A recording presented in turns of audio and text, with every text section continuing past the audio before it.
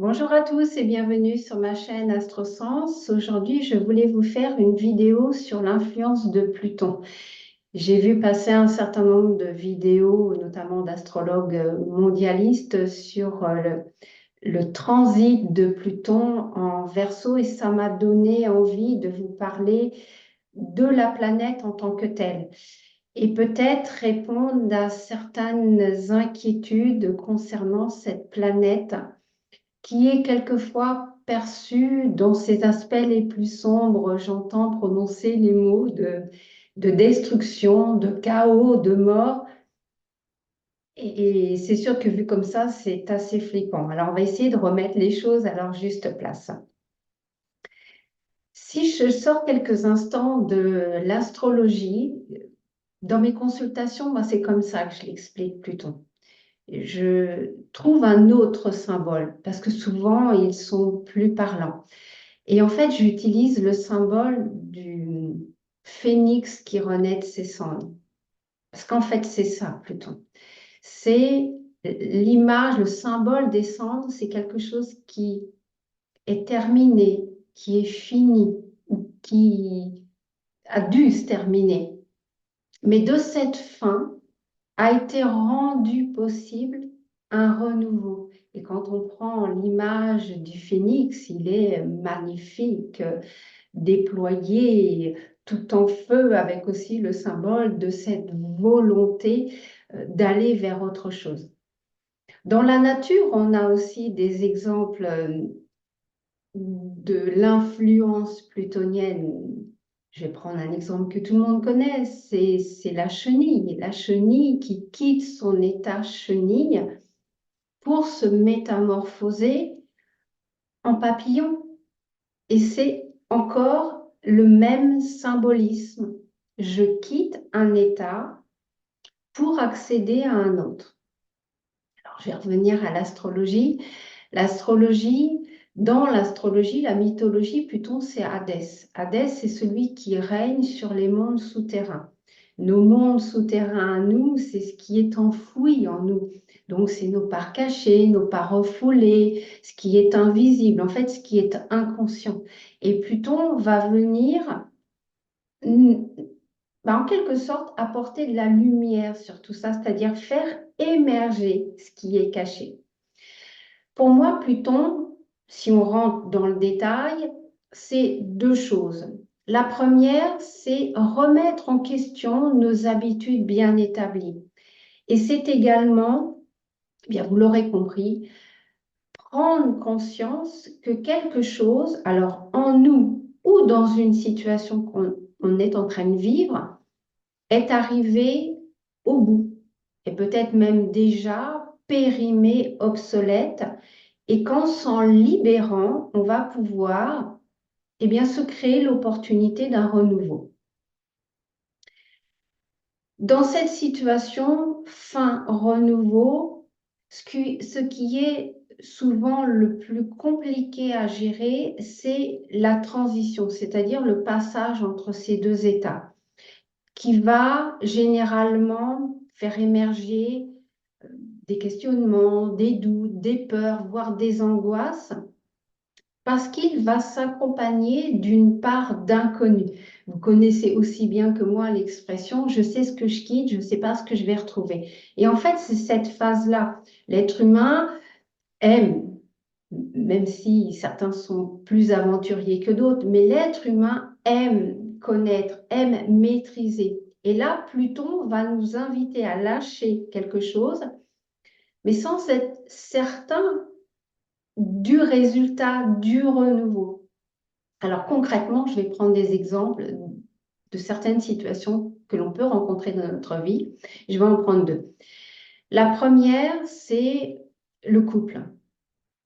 Dans un couple, quand on se rencontre au départ, tout est merveilleux, tout est idéal, tout est harmonie, partage, amour. Et puis, le temps faisant, des habitudes s'installent, une routine s'installe.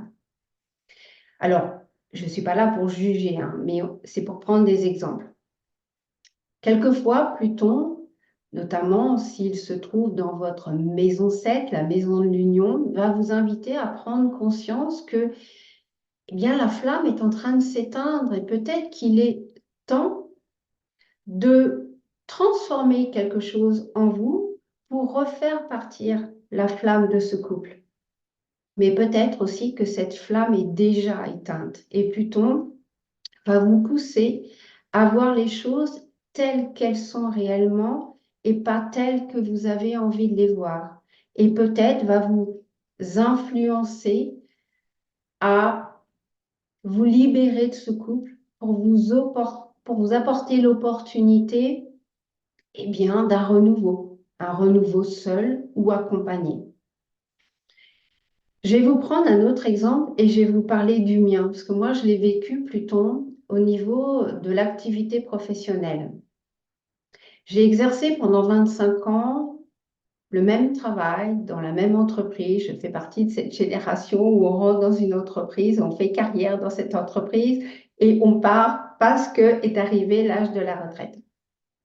Quand j'ai été embauchée dans cette entreprise, ce travail était parfaitement aligné avec ce que j'étais, avec mes valeurs.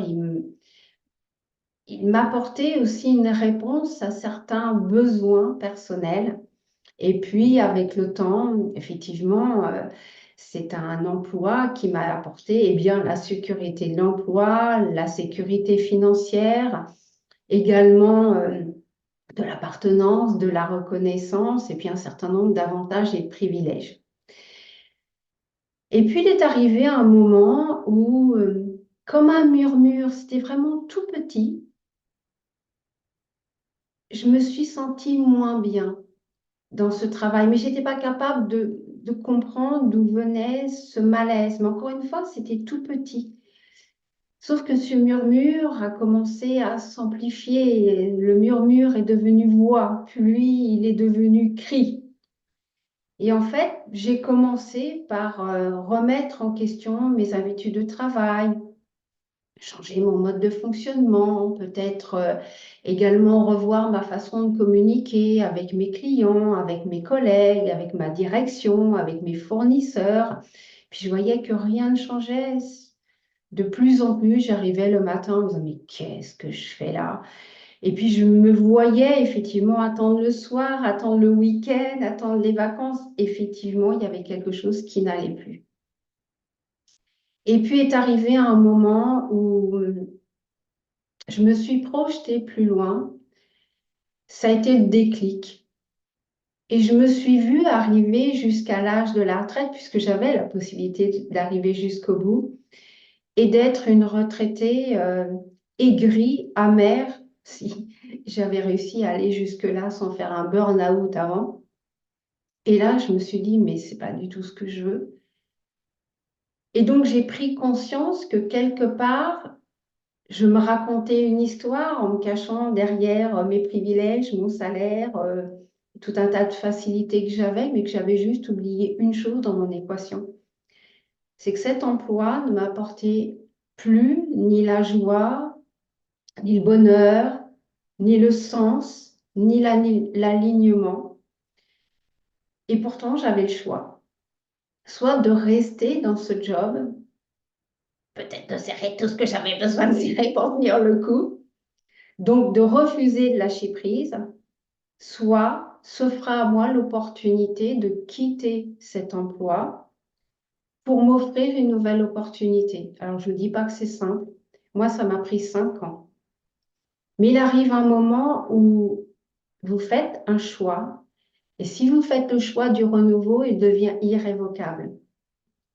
Pluton, de par son influence, c'est pas une planète de l'immédiateté ou du changement brutal. C'est une planète lente qui va traverser en moyenne les signes, donc un champ d'expérience pendant 20 ans. Donc, il va nous laisser l'opportunité de prendre conscience et de faire un choix en conscience. Alors, moi, ça a été 50, ça aurait pu être 10, 15, 20, peu importe. Ou peut-être qu'au bout de 20 ans, j'aurais pas lâché prise Et puis, ben, vous connaissez la fin, je vous l'ai déjà raconté, sauf que moi, je suis partie. Et c'est ça, Pluton. C'est regarde la situation telle qu'elle est vraiment et pas telle que tu te la racontes, telle que tu as envie de la voir. Une fois que tu as vu, une fois que tu as compris, c'est toi qui choisis. Je reste ou je pars. Mais c'est aussi, pour l'instant, je reste, mais peut-être que plus tard, je vais partir. Si vous avez besoin de connaître votre Pluton natal ou l'influence du transit plutonien en Verseau, n'hésitez pas à consulter un astrologue. Il est là pour vous donner l'analyse de votre situation en particulier, ce que vous vivez de façon unique. Et puis à ce propos, je vous rappelle que vous retrouvez mes coordonnées dans la rubrique à propos de cette chaîne. N'hésitez pas dans les commentaires à me dire ce qui vous a rassuré, ce qui vous a plu dans cette vidéo, et également à me partager vos souhaits. Si vous avez un thème qui vous tient à cœur, quelque chose pour laquelle vous souhaiteriez avoir davantage de précision, d'explication, ma chaîne est là pour ça, donc n'hésitez pas. En attendant, je vous souhaite une excellente journée et je vous dis à très bientôt. Ciao.